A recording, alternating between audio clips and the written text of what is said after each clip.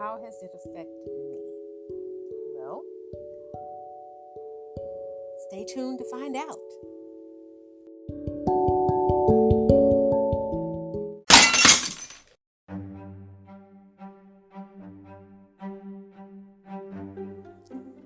Question 1. When did you start taking the pandemic seriously? Was there a specific moment or moments that led you to realize this was a serious situation? Well, I started taking the pandemic seriously when we were all asked to go on spring break and take an extra week. And even then, I have to say, I only took it semi-seriously, because when we went out for spring break, which was March the 13th, that was a Friday. March the 13th was a Friday. And they said, just because this thing is starting to grow and grow, because I had been hearing about the pandemic happening in Wuhan on the news and the Weather Channel, but it was just something that was happening over there. It wasn't affecting us. And they always have some type of, flu type something going on over there, bird flu, pollution all the time. So I just thought it was related to the pollution and things like that. And then right around the time we were going to start going on, we were getting ready to do spring break, we started talking about bats and how it was spread through bats and open air markets and things like that.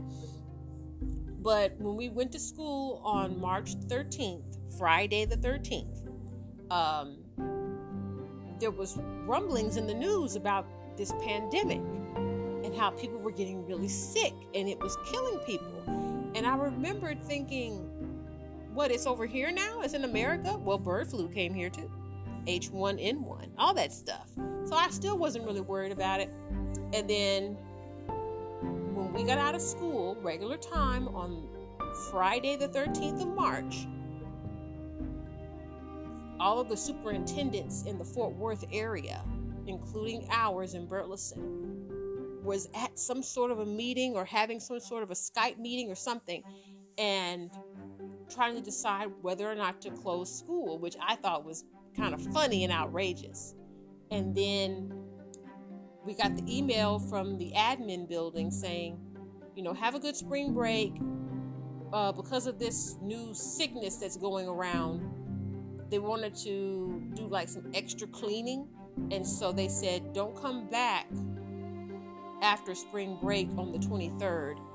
Take an extra week and come back on the 30th. So we were all, like, all right, yeah.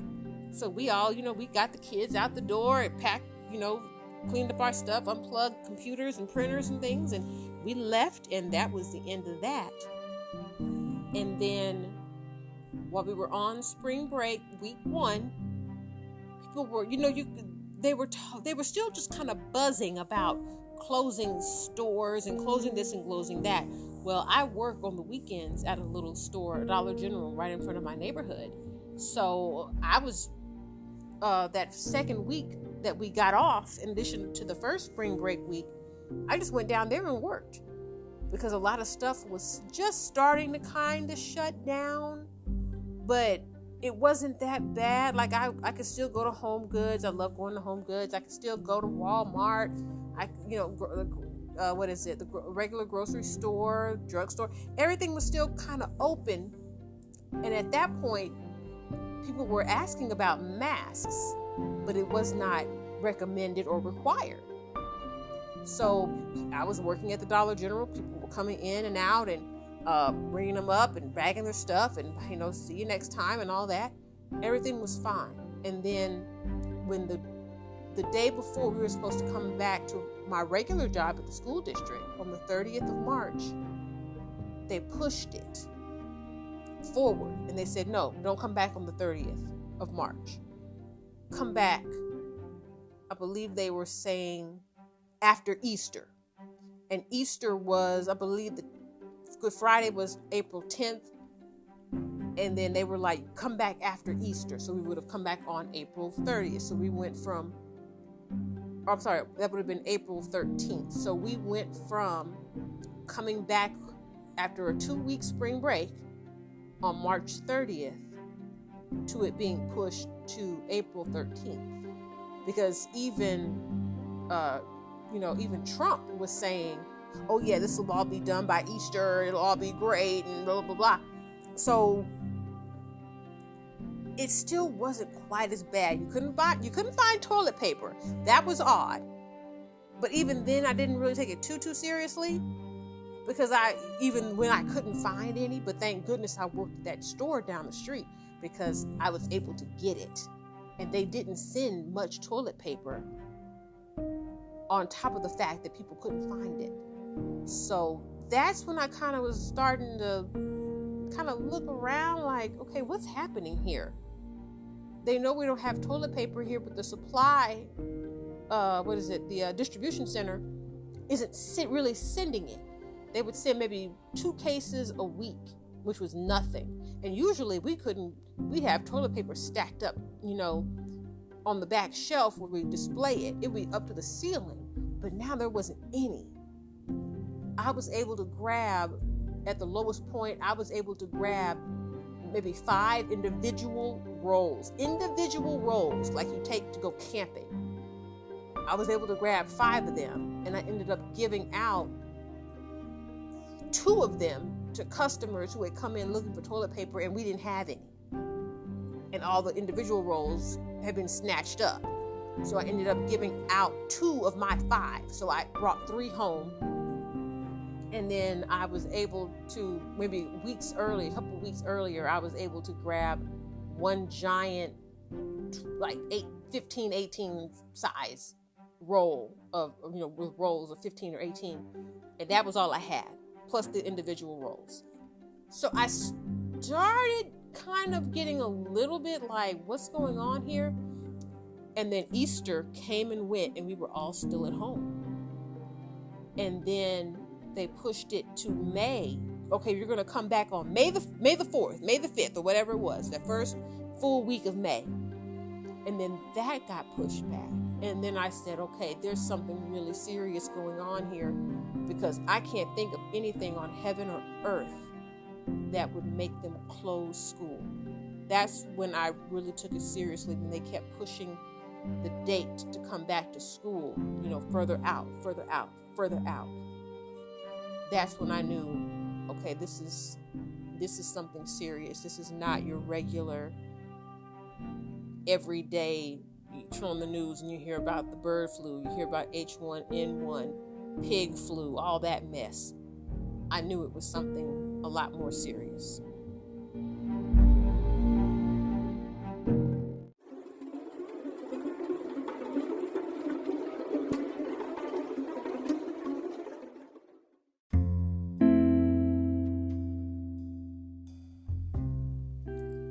How has the pandemic affected me or my family economically? It has not affected myself or my family economically so far. My dad is retired, so he hasn't worked in a few years. He's been retired a few years now, at least 4 or 5 years. My mom works for the school district sometimes she works in the office of the junior high, and then other times she might work in one of the classrooms helping with the kids with their reading and things like that. So she did not lose her position through the school closures or coming back in the fall. They were trying to get all hands on deck. So no, I don't think, unless people retired, no one was let go from her district, which is in my hometown of Marshall, or my district, which is in Burleson. My older brother, he works for the post office. So he didn't lose his job. He's still working through everything.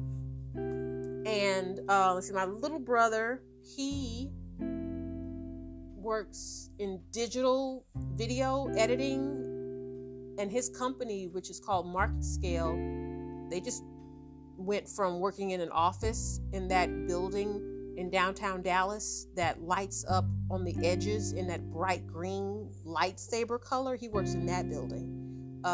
They just went from working in the building to working at home. So that was the only transition he had to make.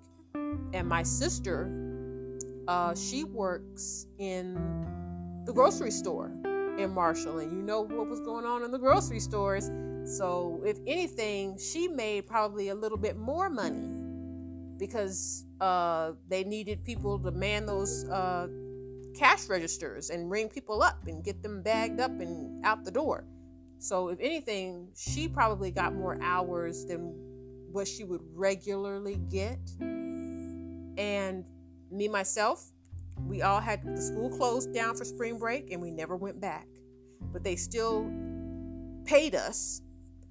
And the only transition that I had to make was making arrangements with my students and their parents so that they could go to virtual learning, which was new to me. And when we first did it in the state of Texas, I'm a speech therapist assistant. I have a bachelor's degree.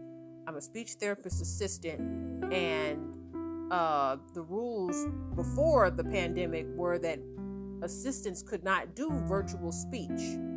Just the master's level people could do it, which would have been my supervisor. And she said, now she's got, she's married with 4 kids, and all of her kids are like school age or about to be school age. And so she was having to deal with learning virtual learning along with trying to give virtual speech therapy at the same time. And so, but there wouldn't have been anything I could do, because if the state of Texas says assistants can't do virtual, then I can't do virtual.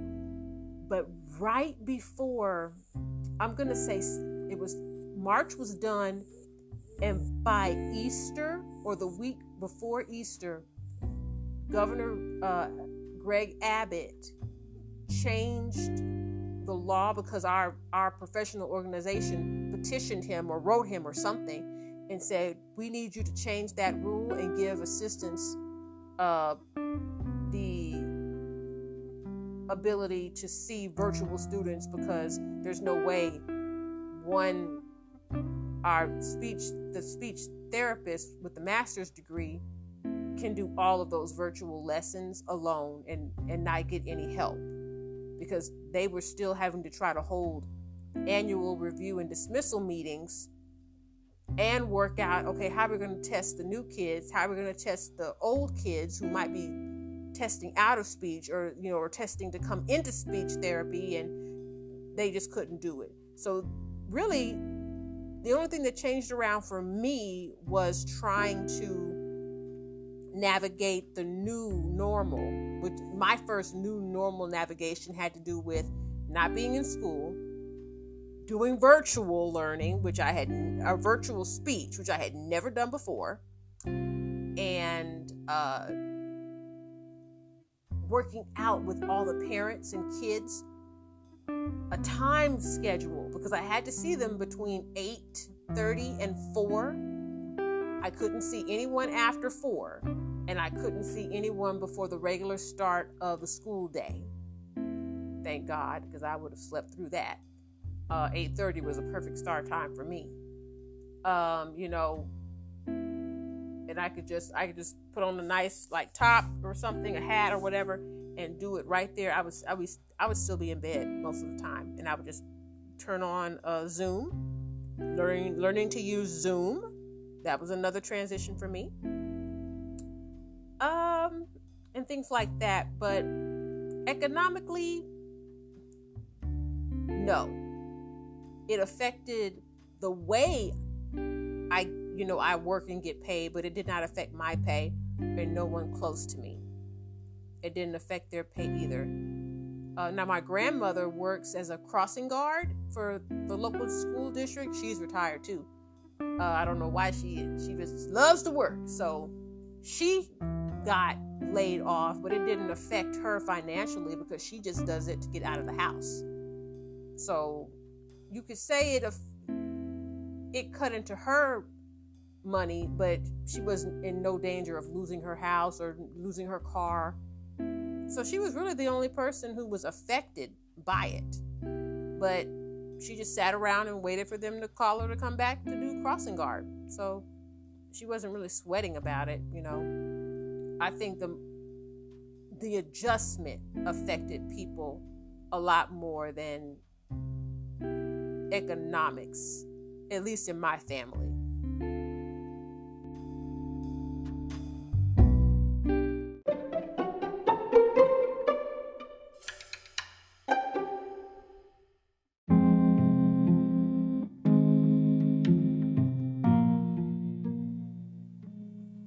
Question 3. Do you know anybody that got COVID-19 or got tested? I actually got tested. I actually had to get tested. I got tested one time, and I was able to use it for 2 different medical procedures that I was having. I had to get a tooth pulled at the dentist's office, one of my back teeth, and I had to go, so I needed a test for that. And I was also trying to get surgery, a surgical procedure. It was totally elective. I was trying to get that done. Like, this was in, I think my tooth was supposed to be pulled in, it was April. It was all going to happen that first week. Oh, wait, I'm sorry, March. Because I was going to get the surgery during spring break. That way I would have had, a whole week plus a weekend to recover. So, and my tooth getting pulled was going to happen maybe a month later, but all that got canceled when the COVID thing hit, and they shut down anything that was elective or non-emergency. And getting a tooth pulled, thank goodness for me, was not an emergency. I was not in pain. They just wanted to pull it because a filling came out. And then my surgery that I was going to have done, that's elective because it was lipo. So that got canceled. And so I had to wait until the numbers got to the point where they could do elective surgeries and non-emergency things again. So when I was able to reschedule them, I rescheduled it so that I would get my tooth pulled, because at that point I knew that, okay, school's not going back in. So at that point I was like, okay, I made it so I could get my tooth pulled on a Monday and have my surgery on that Friday. And this was going to take place in May. So over the weekend, I think it was about 2 weeks before, I went to the CVS in Fort Worth. I don't even remember where I was. It was in North Fort Worth somewhere. And I got a COVID test done there at the CVS. And the lines were not like how they are now. It was long, but it wasn't that long. And I sat there, inching up closer to the testing people. And, you get there, you reach in, you take the test out of a little kid. They're all wearing hazmat suits. It's all, real dramatic. And they come in with the little test kit, and you take it. And then you take the little Q-tip and you roll it around as far as you can up in your nose.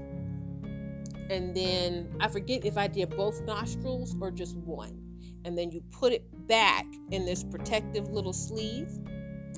And then you put it in a little bucket and you hand it back to them. And then they give you a piece of paper with your information on it.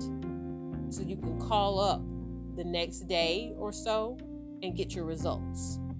So because I did that within 2 weeks of my tooth pull and my surgery, I was able to use that one visit for both. And I turned in the results to the dentist and to the doctor for my surgery. And I was able to get 2 birds with 1 stone. And I want to say the only person that I knew when this whole thing started was my cousin Michael. He lives in South Dallas. He lives with his wife, his mother, and his father. Mike drives trucks. And he said he knew he didn't feel well, but it wasn't like he felt horrible. And he was still driving his truck and all that stuff. And then I guess one day he just got really sick and he didn't think he could go to work. And so since COVID was all in the news, this was back in late March, early April. COVID was all in the news. So he went to the hospital and they tested him and he had it. And he had to stay in the hospital for I think up to a week. But he never had to get intubated or anything like that. So he came home and everything was fine. Now his parents are elderly. I think my aunt and uncle, they're probably in they might be in their late 60s, early 70s. I'm not 100% sure. But I know that they're in the vulnerable age group. And they never got sick. And they were all in the same house together. His wife never got sick either. So, but they made it seem like, oh, COVID is so contagious. And, you breathe it in. And, okay, well, he was in the house living with 2 vulnerable age people, plus his wife. And he's the only one who got sick. So when cases like that would pop up, it would kind of make me go, is this really as serious as they're saying this is? Now everybody's walking around. Because at one point they said you don't need a mask. And then they said, all of a sudden, just haphazardly, yes, you do need a mask. And this whole time I was still working at the Dollar General and nobody was wearing masks. We weren't wearing masks. There was no protective barriers up. There was nothing. We were just treating it like any other day, because they said we didn't need to wear masks. And then when they made the mandate, oh, yes, you do. We made a mistake. You do need a mask. Then that's when the masks had to come out and they had to put up these protective barriers between us and the customer. And I was just like, well, if we're already exposed. We've been working here for weeks without any protection, but none of us who worked in the store got sick, and no one else, as far as I know, no one else who would come in the store regularly, they didn't get sick either. So that was kind of strange.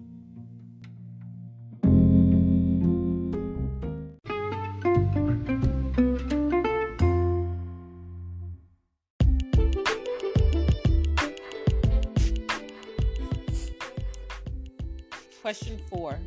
How has the pandemic affected your schoolwork? Well, I am back in school. This is my first semester at UNT Dallas since graduating from UNT Denton in 2004. And it has affected my schoolwork positively because I was actually able to take classes that normally would have been during the regular working hours. For me, because I work for a school district, I wouldn't have been able to take the classes, I think, that I was able to take if the pandemic was not on and everyone had gone, virtual. There's no way. I would have probably been able to take one class, and I would have had to have paid out of pocket and not get any financial aid at all. Because most college classes are during the day, and I work during the day. So I hate the pandemic. I hate COVID. I hate people are dying. But as personally to me, I'm glad that some of the results have been schools had to do virtual and adapt the same way I had to adapt to doing virtual speech therapy, because that gave me an opportunity to come back to school, and a lot of other people probably gave them the same opportunity as well, because you can't take a 9:00 class if you have to be at work on the other side of the Metroplex at 8:30. So I was very glad for that, and it was that realization. I had that realization sometime in July that okay, I have been kind of bored with my job, and I do contract every year. I have to sign a new contract every year, and there's no telling, because they tried to get rid of speech therapy assistants about 2 years ago now, and so they put me in another position, and then they ended up calling me back to do speech therapy because people got behind and they couldn't keep up with the workload. So I was fortunate in that situation. But I decided, you know what? I want to try to do something different and maybe try a whole new career and see what I can do in a whole nother field. Still having to do with communication. Communication and technology is my major, but I'm definitely glad that because of the pandemic, schools had to close, for the safety of the students, and I was able to take enough classes to get financial aid and also to take more classes at one time.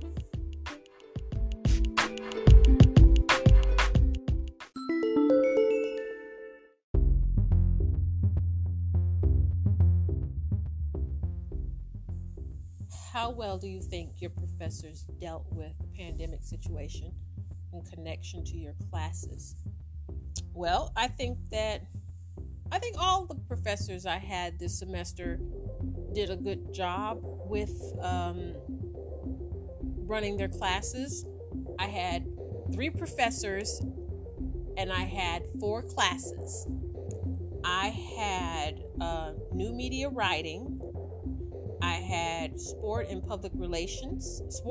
and public relations, visual communication, which is the Adobe Illustrator class, and sport and entertainment writing. 2 of those classes, the sport and entertainment writing and the sport public relations class, they were both taught by Dr. V. My new media writing class, which dealt with websites and online portfolios and podcasts and things like that, like what I'm doing right now, that was Dr. T. And then Mr. O is the Adobe Illustrator visual communication teacher. They all use the Canvas and the Microsoft Teams to keep in contact with us, let us know about assignments, everything, the syllabus, everything that we would have needed for a regular in-person class was in Canvas, where we could access it easily. They kept us up to date on, through the syllabus and the modules, what we were going to be doing week to week. I still printed it out and bought folders, so I tried to keep it as close to normal school as possible. I printed out all my syllabuses, any materials that they handed out. They could put everything that we need on Canvas, and we could download it and print it if you had access to a printer. So personally, that's what has helped kind of quell my fears. I hope that's the right word. Or calm my fears about online learning. Am I really going to get the same experience doing it virtually as I would have gotten it in person? And I think that it's a very close equivalent, because I've definitely felt stressed like I was in a regular classroom, trying to keep up with deadlines and do my work and do my school work. They gave feedback if you asked. They gave help if you requested it. Matter of fact, the professor or Dr. V, who I was taking 2 classes from, he had class 4 nights a week. So the public relations class was Tuesday and Thursday, I believe, and then the new media writing was Monday, Wednesday, 4 nights a week, every week. That man did not miss 1 week of classes. I thought I was going to lose my mind. It was from 5:30 to 6:30 for both classes, 4 nights a week. And sometimes I would forget what class I was in, because it's the same teacher and you're talking about sports entertainment in both classes, just different aspects of it. And I just was like, oh my gosh, I didn't know. There was a couple of times where I thought, I'm going to forget something, I'm going to get a 0, it's going to be horrible. That's why I stayed on top of my work. I tried to get ahead of my work when possible. And if I didn't understand something, I needed help, or I immediately wrote, because the student loan that I took out to take these classes wasn't bad at all. It was less than 7,000 for all 4 classes.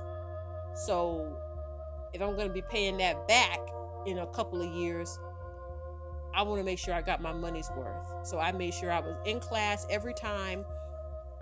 And let's see, Dr. T did not have any in-person classes, like through the video monitoring or the Teams or Canvas, but he did post us videos about what he expected us to do for that particular week. And then he had the modules are all laid out with instructions in addition to his video, so that made it easy. And Mr. O, the visual communications Adobe Illustrator teacher, he had what he expected us to do.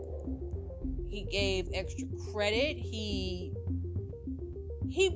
had scheduled class time scheduled all throughout the semester, but it was like maybe once a month, once every couple of weeks, and then he would just record himself doing the lecture and he would just post it, and all we had to do was just go in and hit play. And it might be 3 hours worth, because he could put up 3 videos and each one is 45 minutes long. And so you would go through, the minimum he would put up is 2, but I believe one time he put up 3.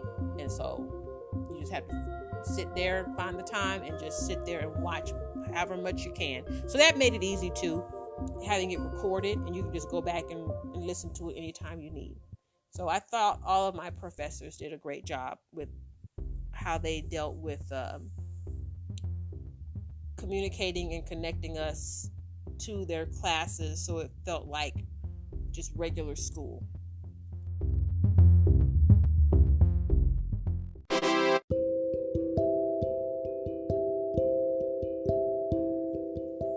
Question 6. How well do you think the college dealt with the pandemic situation? Are there good things the school did to help students? Are there things the school could have done better? I'm going to address the last question first. Are there things the school could have done better? No. I think UNT Dallas did an excellent job with newsletters, informational videos. The orientation was good, telling you where to go and how to get help for this thing and that. They even had drive-through pickup bags with activities in them. I went up there actually and got one because I had to turn a laptop that the school let me borrow. I had to turn it back in. The laptop was kind of old, so it wasn't really, it's like a dinosaur, so I really wasn't able to utilize it. But the fact that they tried to get it to me and I was able to, do some things with it, that helped. They had resources for people who are looking for jobs or looking to get an internship or need help writing their paper or need help studying for an exam. I went to UNT Denton, like I said, and I graduated in 2004, and they had those same services, when I was there. And UNT Dallas just adapted all those services to a virtual model, and I thought they did great. I can't think of anything else they could have done to make myself and other students feel more welcome. It was up to you to, Zoom in or however they were doing those hangouts and lectures and things. They had, a magic show virtual. They had a professor come in for a sex education talk.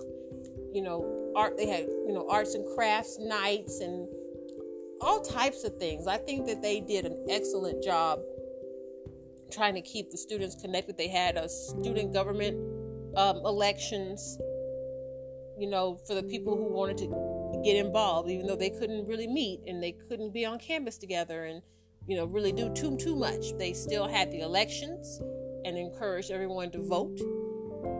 And I thought they did a great job. I think the college, UNT at least, in Dallas, handled the situation just awesomely. I just hope that other colleges were able to do as much as UNT Dallas did in, trying to foster a positive environment in this very weird situation. I have no complaints about what UNT Dallas has done, tried to do, and attempted to do.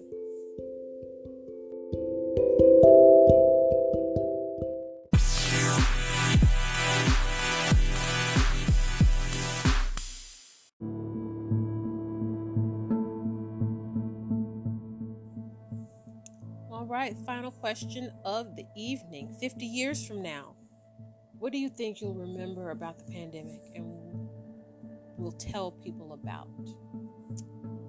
I'm going to definitely tell them about toilet paper geddon. That was funny and tragic at the same time, because people were hoarding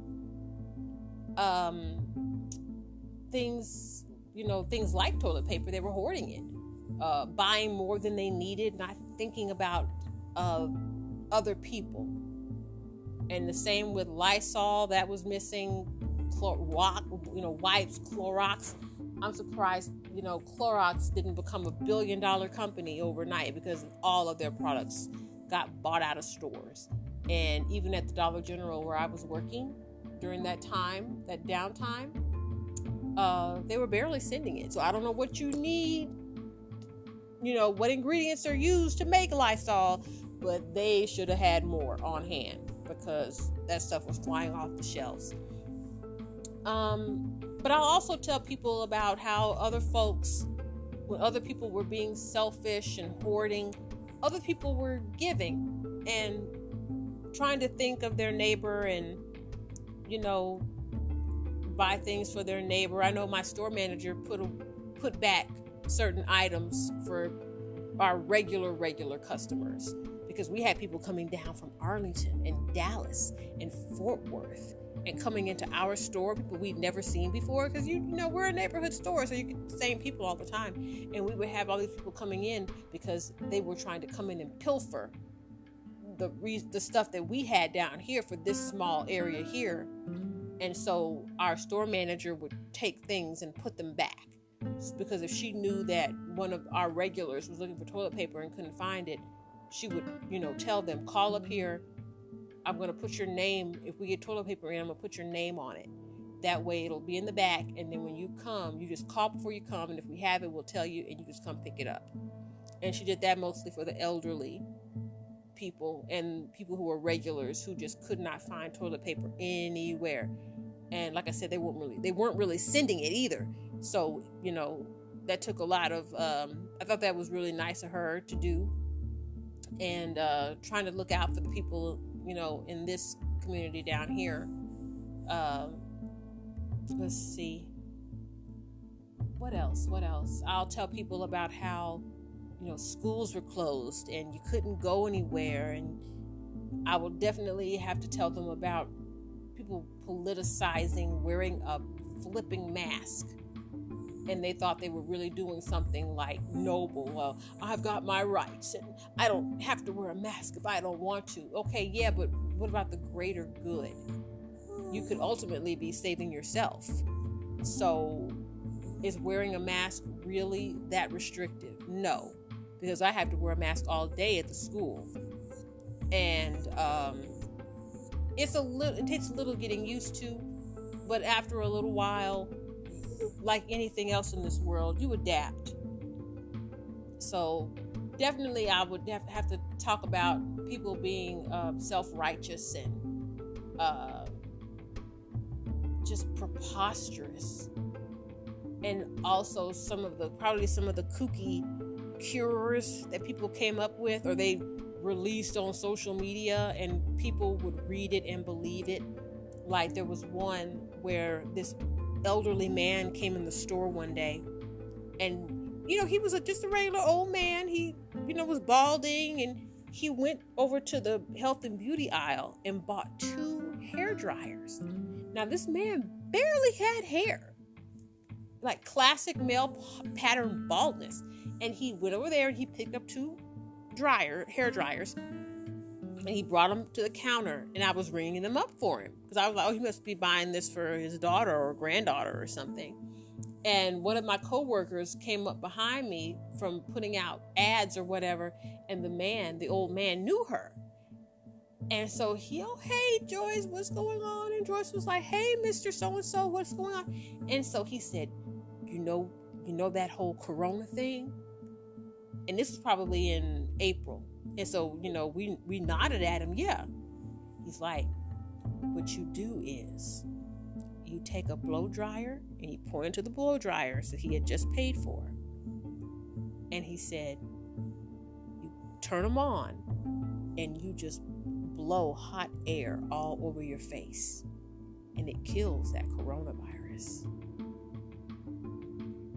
And Joyce and I just stood there like dumbfounded at what he just said to us. And we both just stood there silent for a minute, and then we just nodded our heads up and down and went, oh yeah, I'll have to try that. Yeah. That was scary to me, that even through this pandemic, people were still getting online and putting these like BS cures on, and then vulnerable people who were scared read that stuff and believe it. That old man really thought that coronavirus wasn't going to get him or his wife because these blow dryers blowing hot air in their faces was going to kill the virus, and they weren't going to get sick. So definitely those, which I can't even call them old wives' tales. I guess, I wouldn't even know what to classify them as. Just,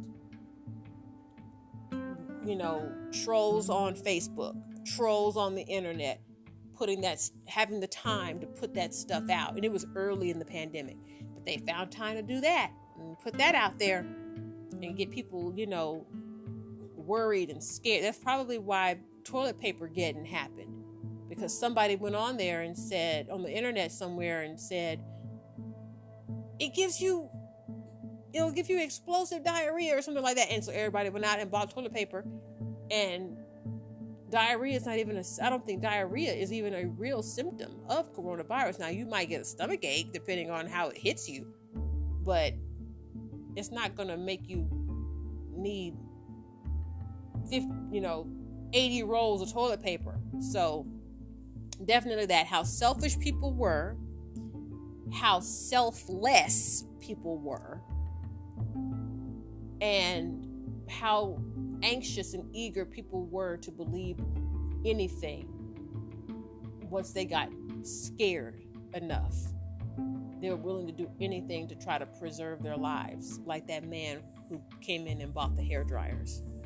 I definitely will remember that story for the rest of my life, and definitely probably tell people about it as we get further and further away from this pandemic nightmare. But I just hope that it just gets better.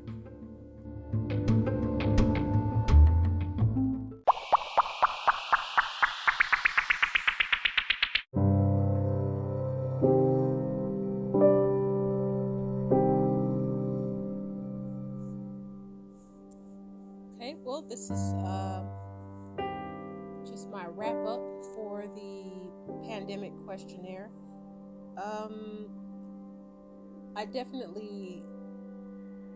There was one thing that I really took note of when all this first started happening, was the number of hospitalizations for children that went up, because I work with kids, and it really made me realize how crucial schools are.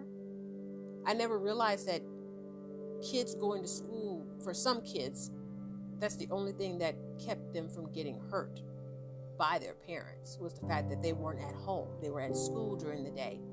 And a lot of them eat through, their main meal of the day at school. Even though I knew that there were poor kids in school, and kids that are in trouble and things like that, I never realized how important school is for kids as far as their safety and well-being. You would think that their home would be that, but in a lot of cases, school is that for those kids. And so it definitely made me have an appreciation for my own upbringing and my family, and the fact that that's why it probably takes a whole lot for schools to close, because people who know more about social ills than I do realize, school is a safe haven and a safe place for a lot of these kids. And I definitely would have to add that to the list on number 7 of things that I would probably remember and talk about, in the future. And hopefully this pandemic thing will never, ever happen again.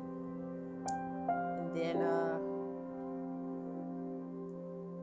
maybe if people aren't afraid of the vaccine, which I think most people are afraid of it, we'll see how that episode plays out when it's time for people to start getting those shots.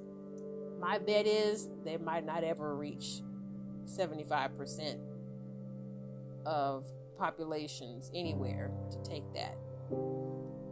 But hopefully those stimulus payments will come through for people, and they'll be able to, even though I know it won't be much, maybe it'll help take a little bit of this burden off of them. I hope that happens, that they get another stimulus check going. But other than that, I guess that's the conclusion for me. I hope everyone stays safe out there, and let's pray for this pandemic to be over soon.